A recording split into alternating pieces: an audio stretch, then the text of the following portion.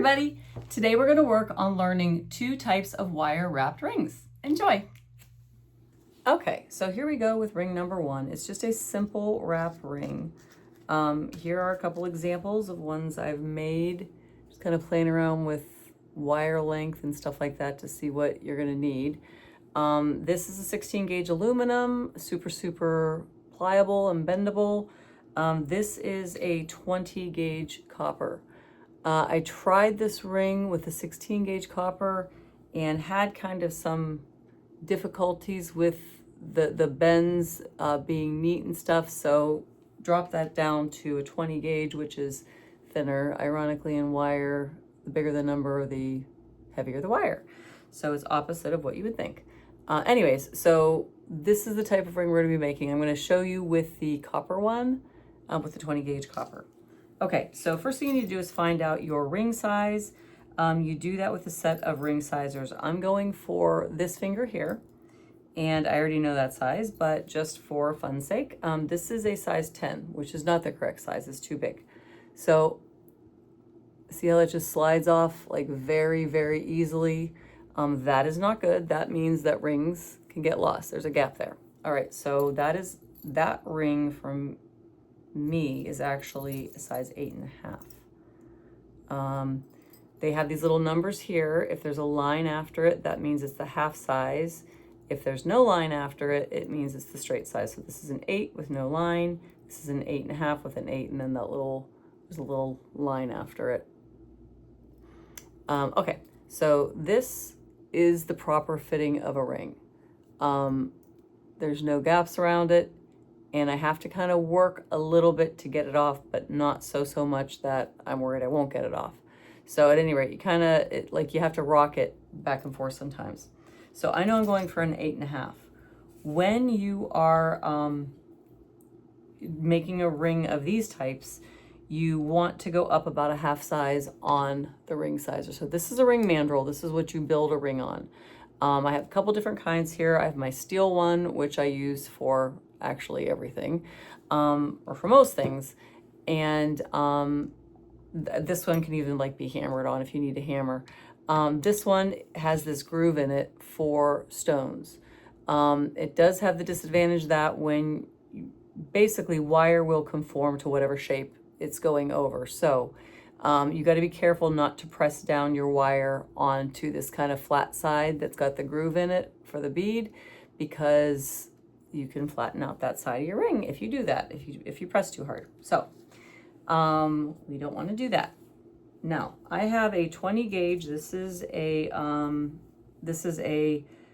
tarnish resistant copper wire. Tarnish resistant so that it doesn't, like certain people, like it'll turn green on. Copper has a tendency to do that, but with the tarnish resistant, I haven't had that actually happen yet with tarnish resistant wire.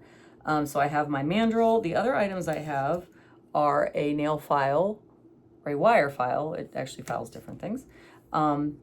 A wire cutter. Now the wire cutter has a flat side and it has an angled side.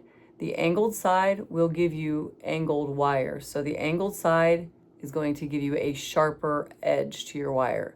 The flat side will give you a much softer end to your wire. It's less likely to be scratchy. So keep that in mind as you're cutting, that this is going to give you your flatter edge that's going to be less scratchy.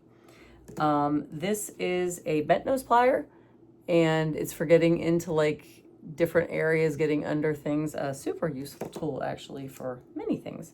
And this is a round nose plier, so called because the tips are round. This one's tapered, meaning that it's wider at the base and it tapers down to being narrow at the top. Some round nose pliers don't have that taper, some do. Most of the ones you get actually will. And then, oh, hold on, missing one of my pliers. Here it is. The chain nose plier, which is kind of the most basic wire working tool. Every set has those. All right, so I already know that I need approximately 16 inches of wire, 16 inches of wire. So I have a 12-inch ruler here. I can like measure 12 and then measure another 3 and add that on to my total cut. I don't feel like doing that, so I'm going to do the ish measurement. This is 12. If I'm looking for 15 for this particular ring, that's approximately 3 or 4, so that's good. That will work. Now I'm going to take my flat side of this, and I know I'm cutting this much wire. I'm taking my flat side and I am cutting the piece that I am keeping towards the flat side.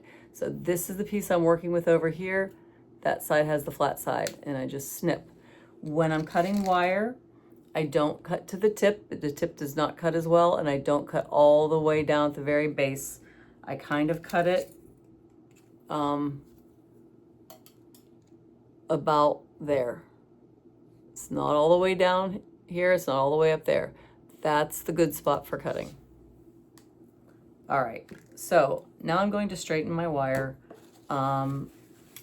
If you're working with sterling, it's a good idea to use a cleaning cloth when you're doing this, because it helps to clean your sterling at the same time. You can use a paper towel, you can use an old rag, you can use whatever, any kind of cloth will do for straightening wire. It's actually got kind of a weird funky bend, so I'm going to try and straighten that out a bit. Okay, now, as I said, I need to go to my 9 on my mandrel to get an 8.5 ring. So I literally just put my wire right on top of it, and I start winding it. This first one's just a series of winding around and around, and then tucking the ends in. So I'm winding right around that 9, trying to hold it kind of in place on that 9. I'm trying not to press really hard on this back part here. It looks like I did press a little bit because I have some flattening, but it'll be okay. It'll be okay with that. So just around and around you go. Try to keep these close together. Become springy. So you just try to keep those wraps kind of tight towards each other. You can do different styles where like you have more separation, or you do like a funky kind of zigzag design in there or something. Nothing wrong with that. That's just not the style that we're doing. So this should be landing right about that 9. And we have these 2 ends here, right there. Thankfully, they ended up pretty close to the same length. If they didn't, then we would just have to trim off one of those sides to make them match. Okay, so I have this. Now I'm keeping this whole ring together. I'm not just letting it flop around. I'm holding all the sides together with this hand while I work it, because it will act like a spring and just do that. To a degree, not completely, but it will change your size. If it expands, if I let this go and it has that opportunity to expand and spring out, then it's going to maybe give me a 10 or something, and I don't want that. Okay. So the thing I do, I'm going to be bringing this across the other side, and this I'm going to be taking this over here, and I'm going to be taking this one over there. So I'm going to be bending this. I start right at that edge where it's meeting, my tail is meeting the band, and I'm going to just bend it. I should be holding that better. I'm going to just bend it here. So it's going perpendicular across the bands. Now this one's kind of stuck on that side, so I need to bring it over here so I can do the same thing. Again, I'm going to hold these together pretty tightly and take this here and come to right at that edge, and then just turn my wrist. Turning my wrist with the plier in it turns the metal. Okay? This one's not quite as neat. I don't know what I was doing there, but I can straighten it out somewhat and come back here and just take my plier in that same spot and turn it in again. Okay, Now these are going to get wrapped underneath and around. You can again do this different way. You can leave a lot of tail and you can wrap it around several times. You can wrap it around once, but this is what actually keeps this ring together and keeps it from going bing and springing out. I'm going to shift over to my round nose pliers, not my round nose, the bent nose pliers, because it's easier to get inside the ring with these. But I'm going to try to neaten this up, like make this stack like be like nice and together. And I want to grab this wire here a little bit past where those bands are. I don't want to grab it right at the edge, but fairly close, but not right at the edge. That will make everything kind of pull together in a weird way. So we need to have a little bit of space there, a little bit of slack there, so that it doesn't misshape your ring. Okay, so now it's gone through, and I'm going to just tighten that up a little bit with this plier here, and I'm going to now draw it around, again, holding my ring band together. Draw it around. If I didn't want all of that tail coming to that side, I could have cut some of the length off, but I think it's kind of cool when you get multiple, like a 2-band wrap or something. So now I've got to get this plier and just use the tip of it to turn in that little tail.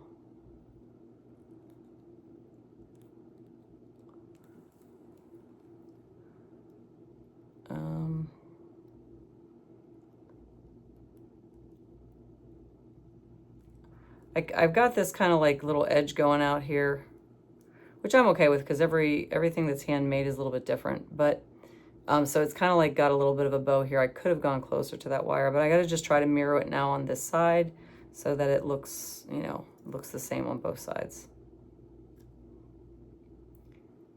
And what I did for that little extra was I went a little bit too far past. So if I do the same here, it'll look fine.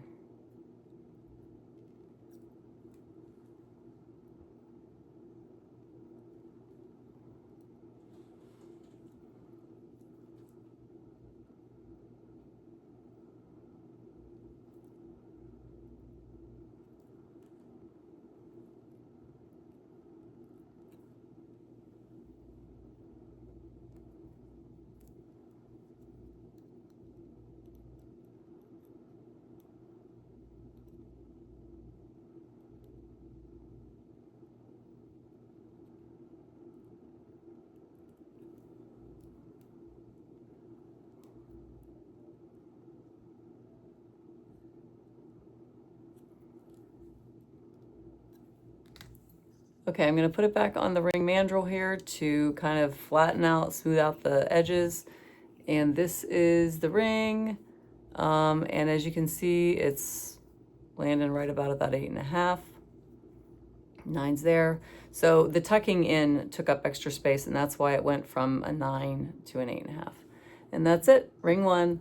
And it can be worn by itself on a bunch of different fingers. I have a thumb ring obsession. It's a great thumb ring.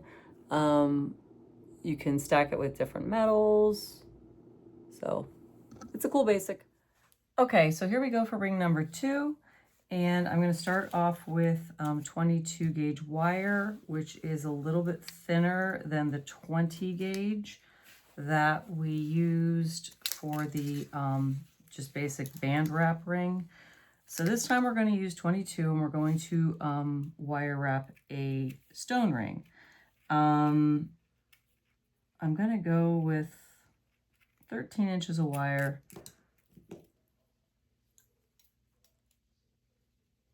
And I cut the wire using the middle of this tool. I'm not using like the very tip of either side. I'm going kind of in the middle there that's the area that will actually cut that wire well. The rest of it kind of gums it somewhat. Okay, so I've already checked my ring size, and I'm going for this finger here. It was an 8, and let's see here. So here is the 8. So it goes on correctly. I might be able to pop down to like a 7 3/4, but that is fine. Okay, so I've chosen a green stone called an aventurine, which is a pretty little stone. And I'm going to bring the stone to about the center of my wire piece. So you just kind of bend it in half and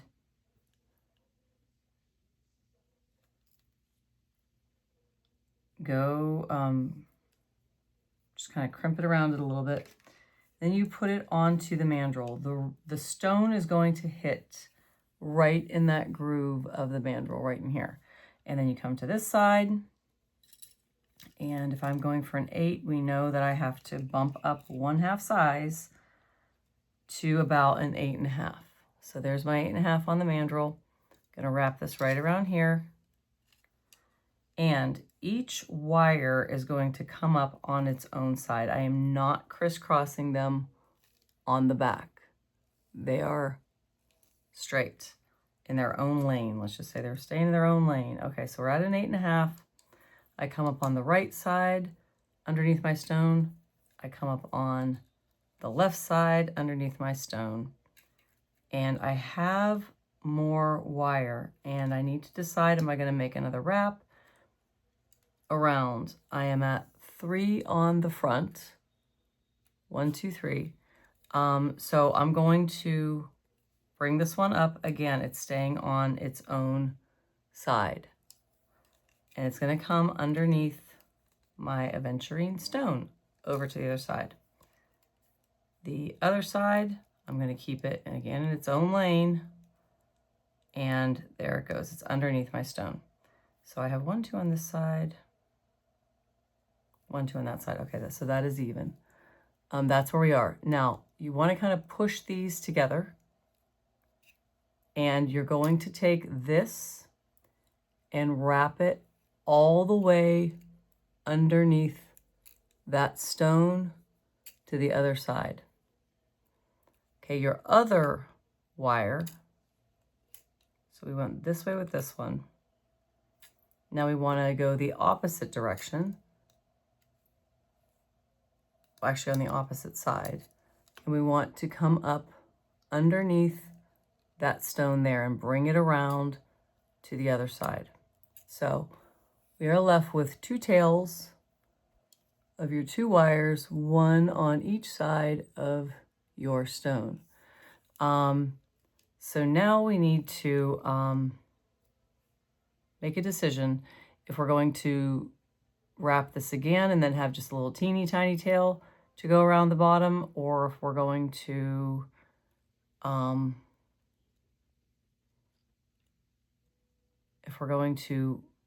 wrap that whole thing around the ring shank. I have decided to come up one more time on the stone. So you've got like a few wraps that are going around the stone with both of those wires. Now we are at an 8.5. Okay, so let's get our pliers here, our bent nose pliers, and kind of bring those wires together, neaten them up on both sides to bring them in, so they're close to each other. And okay.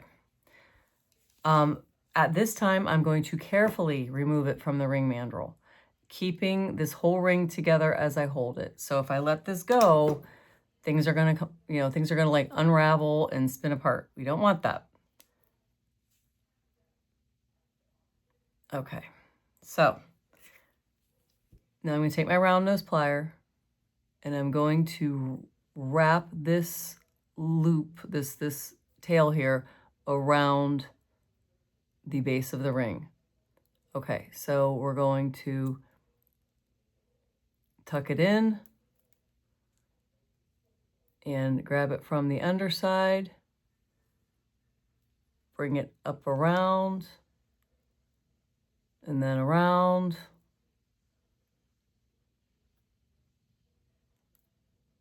Try to neaten these wires up as I go, keep them straight together so they're side by side and not all bunched up. Not that it can't be the other way.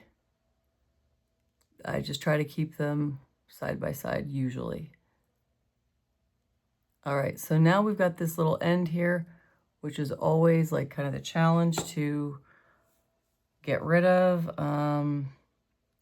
It looks like I don't have enough to wrap it back under the bottom. There's just that, like that little tiny piece there, right there. And so I'm gonna snip that a little bit so that it lands on the top. Using again my flat side, not my indent side, to the base of my ring. Okay, so get that off of there. And now the end, we're just going to get the tip of these pliers, the bent nose. We're going to get them on that wire tip and just kind of press down and rotate your hand. Press and rotate ever so slightly, and you do it in kind of increments. You don't try to necessarily do it all once because you have to readjust your hand, because you want it just like gradually rotating around there. And that's kind of the defining point of somebody who's good with wire working versus somebody who's not working it so precisely, is what you do with those ends. Because if ends are sticking out, jewelry is scratchy, and people do not want to wear scratchy jewelry. Okay, so now we're going to take this end and we're going to do the same thing. We're going to bring it around.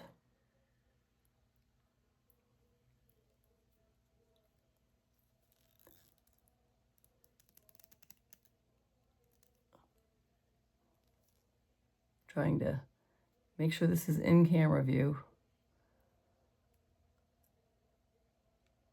Okay. So bring it around with the plier, kind of flatten it down.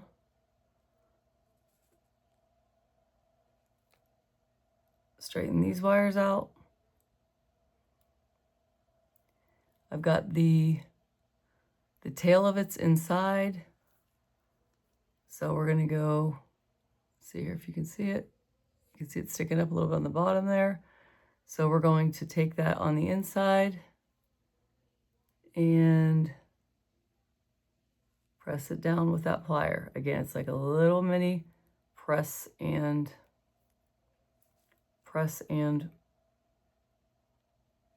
rotate. Making sure it's not sticking out, and it is right here. Coming out in a bad spot on this side. If it's coming out where you can't like rotate it anymore, then you just kind of need to trim the edge a little bit so that it lands completely on the inside. If it lands like right on the edge, it's almost impossible to make it not scratchy. Okay, so now I've got like a more normal tip. I'm going to press it into there. And then oftentimes you stick it back on the ring mandrel, and you kind of, it's landing there at an 8 where it's supposed to. So it should fit fine. There is the top of the ring.